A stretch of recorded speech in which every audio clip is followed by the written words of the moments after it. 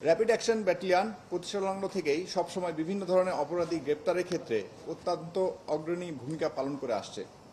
র্যাবের সৃষ্টিকাল থেকে এ পর্যন্ত মাদক ব্যবসায়ী, অপহরণকারী, সন্ত্রাসী, ছিনতাইকারী, চাঁদাবাজ, প্রতারক এবং চোরাকারবারিদের গ্রেফতার করে জনসাধারণের মনে আস্থা অর্জন করতে সক্ষম হয়েছে। এছাড়াও চাঞ্চল্যকর হত্যা মামলার ঘটনা উদ্ঘাটন করে আসামিদেরকে আইনের সম্মুখীন করেছে। গত 13 জুলাই 2026 তারিখে সোমবার ভোর রাত আনুমানিক 2:30 গাজীপুর জেলার শ্রীপুর পৌরসভার এলাকায় মাদক সেবী স্বামী ছুরিঘাতে পোশাক শ্রমিক স্ত্রী নিহত হয়।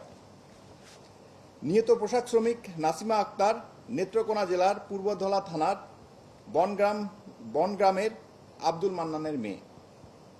অভিযুক্ত স্বামী সাইদুল ইসলাম ময়মনসিংহ জেলার তারাকান্দি থানার গর্দাপাড়া গ্রামের বাসিন্দা।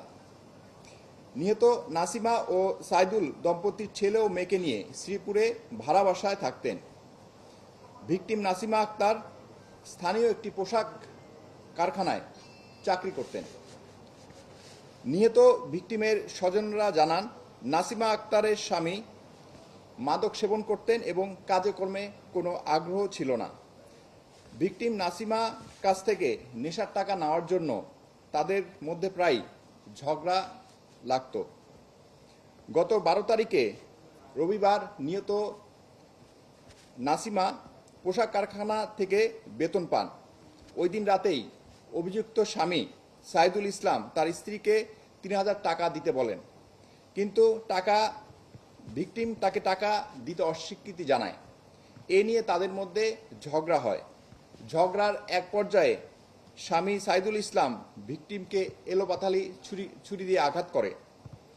এ সময় তার 8 বছরের মেয়ে সামিয়া এবং 5 বছরের ছেলে জিসান ঘরের মধ্যেই ছিল এবং তাদের সামনেই তার মায়ের মৃত্যু হয়। উক্ত ঘটনার পরে আমাদের গোয়েন্দা তথ্যের ভিত্তিতে আমরা সাইদুলকে ট্র্যাক করি এবং ভোগড়া বাইপাস এলাকা হতে তাকে ওই দিন সন্ধ্যায় গ্রেফতার করে নিয়ে আসি। প্রাথমিক জিজ্ঞাসাবাদে